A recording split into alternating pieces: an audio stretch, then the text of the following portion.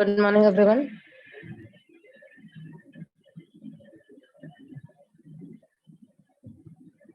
Good morning. Good morning.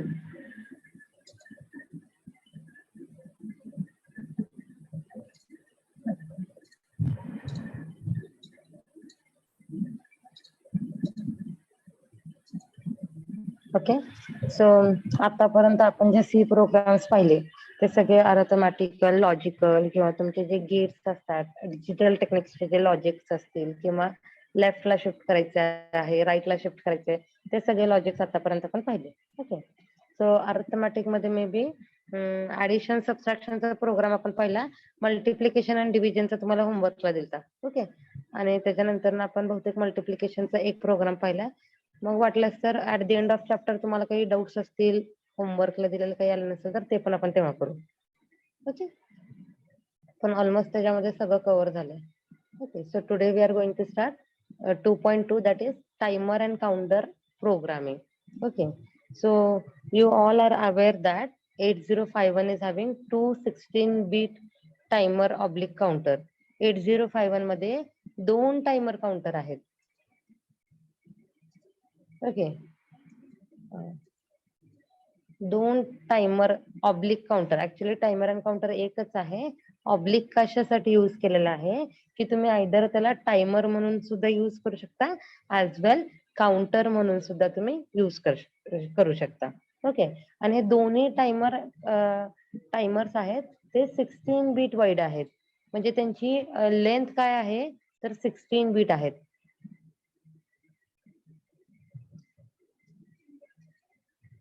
जसं accumulator 8 bit आहे, B register 8 bit आहे, PSW 8 बीट आहे, तसंच हे टायमर किती बीट आहेत 16 बीट वाईड आहेत.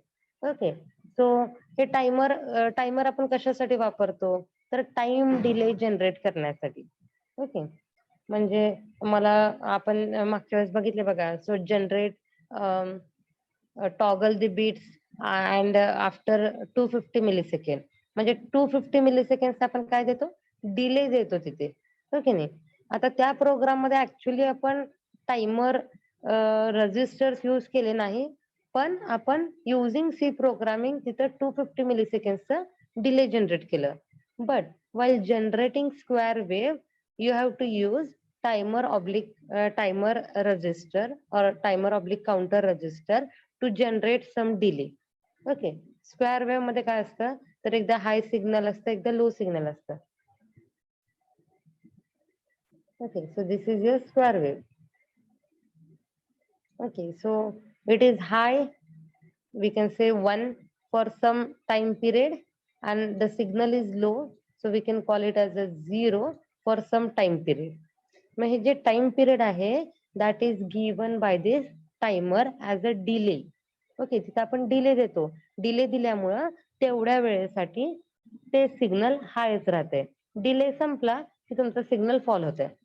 नेक्स्ट परत जेवढ्या वेळेसाठी डिले दिलेला आहे तेवढ्या वेळेसाठी तो जो सिग्नल दिलेला आहे त्या सिग्नल वरती राहतो. For example 0 signal, so 0 signal वरती जेवढं टाइम डिले दिलेला आहे तेवढ्या डिलेसाठी ते तिथं वेट करतं.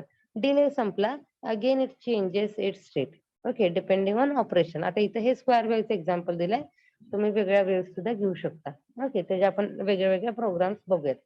तर टायमर कशासाठी यूज होतं तर टाइम डिले जनरेट करण्यासाठी टायमर यूज होत आहे. ओके, आणि काउंटर कशासाठी यूज होत आहे तर काउंटर आपण काउंट करण्यासाठी 0 पासून काउंट करतो. जसं मी एक तुम्हाला एक्झाम्पल दिलं आपल्या विठ्ठल मंदिरचं, विठ्ठल टेम्पलचं. सो पंढरपूरमध्ये दररोज भरपूर भाविक येतात.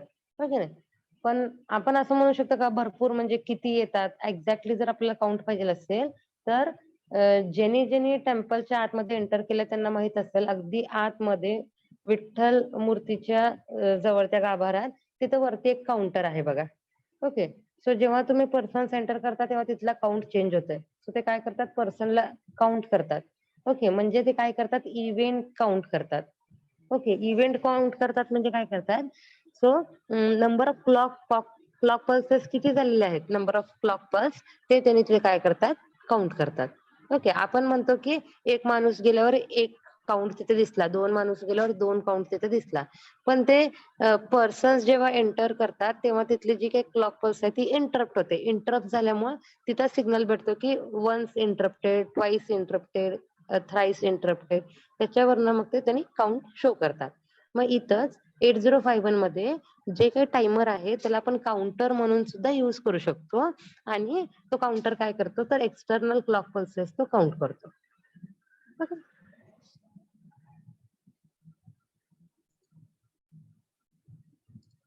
Now these both timers, आपण काय म्हणतो 2 टायमर्स आहेत, त्यांचे नाव काय आहे timer 0 and timer 1. Both these timers are 16 bit wide. त्यांची स्पेस किंवा त्यांची लेंथ किती आहे, किती बिट्सचे रजिस्टर आहे तर 16 बीट रजिस्टर्स आहेत. ओके, सो आपल्या 8051 मध्ये प्रोग्राम काउंटर डीपीटीआर आणि त्याच्यानंतर ना टायमर रजिस्टर हे 16 बीट रजिस्टर आहेत. ओके, मग आता हे जे 16 बीट रजिस्टर आहेत ते अगेन 2 सेपरेट रजिस्टर मध्ये डिवाइड केलेत. दॅट इज लो बाईट आणि हाय बाईट. ओके,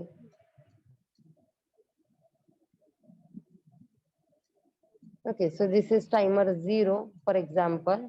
आणि इथं काय आहे 0 to 7 बिट्स आणि 8 to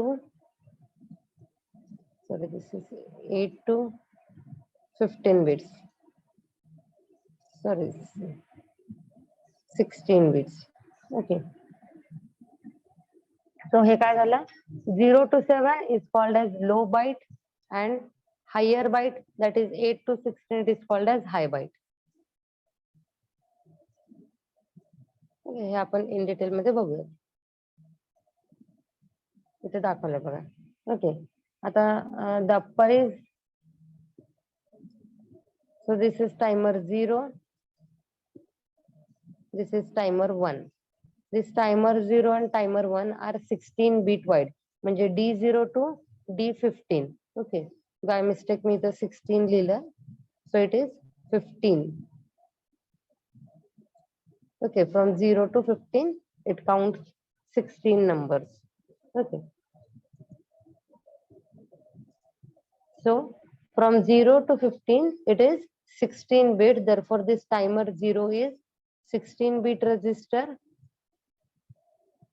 and this timer 1 is also 16 bit register. आता 16 bit मध्ये 0 to 7 हे काय झालं टायमर लो रजिस्टर. ओके, म्हणजे टायमर लो रजिस्टर हा किती बीट झाला 0 to 7 म्हणजे timer low register is of 8 bit.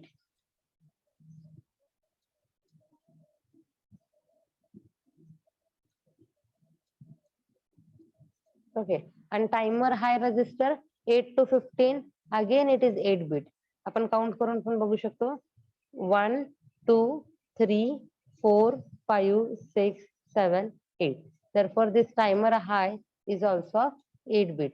Therefore 8 plus 8 total timer 0 is of 16 bit. Okay, तसंच टायमर 1 चं पण lower byte is called as timer high register. So this is lower byte register.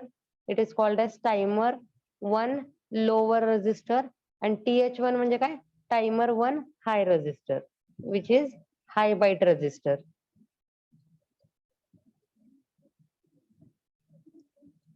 Okay, ना त्यांना access कसं करायचं, access कसं करायचं म्हणजे यूज कसं करायचं त्यांना.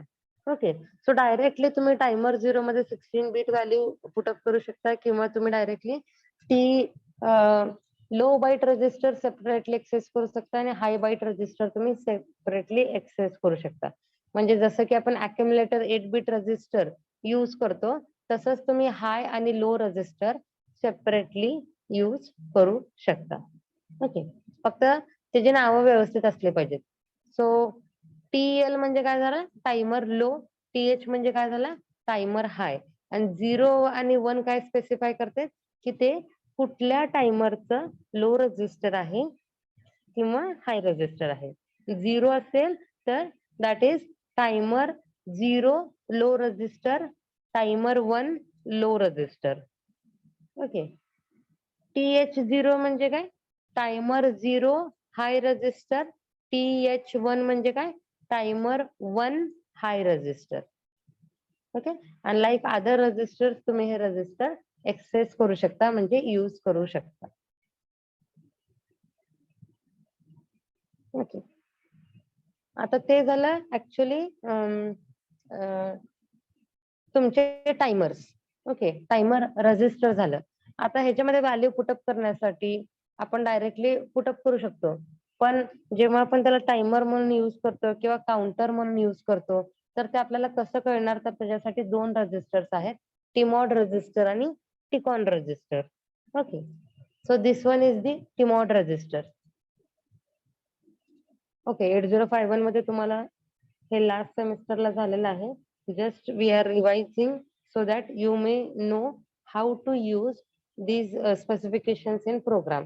ओके. तुम्हाला डायरेक्टली जर मी मोड 1 मोड 2 असं सांगितलं तर ते लवकर लक्षात येणार नाही, त्यामुळे आपण हे रिवाइज करतोय. ओके. मग आता टायमर म्हणून वापरायचं आहे का काउंटर म्हणून वापरायचं आहे, टायमर म्हणून वापरला तर कुठल्या मोड मध्ये वापरणार वगैरे, हे सगळं स्पेसिफाय करण्यासाठी आपल्याकडे काय आहे? टीमॉड रजिस्टर आहे. TMOD register is nothing but timer mode register. आणि तो काय सांगतो? टायमर कुठल्या मोड मध्ये ऑपरेट करायचंय ते तो स्पेसिफाय करतो. So TMOD is timer mode register which specifies various timer modes. Okay. So timer तुमच्या कुठल्या मोड मध्ये ऑपरेट होणार आहे ते तो स्पेसिफाय करतो. This TMOD is again 8-bit register. Okay. TMOD किती बीट आहे? तर 8 बीट आहे. Okay. So their lower 4 bits are reserved for timer 0 and upper 4 bits are reserved for timer 1. म्हणजे हे जे काही लोअर 4 बिट्स आहेत, लोअर बाईट जे आहे ते कुणासाठी रिझर्वड आहे? तर टायमर 0 साठी रिझर्वड आहे. whereas upper byte is reserved for your upper byte म्हणा किंवा हाय बाईट म्हणा is reserved for timer 1. Okay. म्हणजे तुम्हाला टायमर 0 जर यूज करायचं असेल तर तुम्ही टीमॉडचे फक्त लोअर 4 बिट्स तुम्ही यूज करणार, आणि जर तुम्हाला टायमर 1 वापरायचं असेल तर तुम्ही टीमॉडचे अप्पर 4 बिट्स यूज करणार. ओके. आता यातूनही ह्या दोन्ही 4 बिट्स रजिस्टर मध्ये जे काही लोअर 4 बिट्स आहेत दॅट इज M0 आणि M1, आणि अप्पर रजिस्टर मधले पण 2 बिट्स दॅट इज M0 आणि M1, हे काय स्पेसिफाय करतात? तर these specifies the timer mode. M0 is the timer mode 0, timer mode 1. म्हणजे त्याच्यामध्ये जेव्हा आपण 00011011 देतो तेव्हा ते डिफरंट ऑपरेशन्स आपल्याला सांगतात. ओके. म्हणजे कुठल्या मोड मध्ये आपल्याला टायमर ऑपरेट करायचं आहे ते कोण स्पेसिफाय करतं? तर M0 bit and M1 bit. Okay. And again the remaining 2 bits, that is gate and C/T bar. Okay, C/T bar आहे ते. गेट and C/T हे काय स्पेसिफाय करतात? तर ऍक्च्युअल काय ऑपरेशन करायचं आहे? टायमर म्हणून वापरायचं आहे तर काउंटर म्हणून वापरायचं आहे?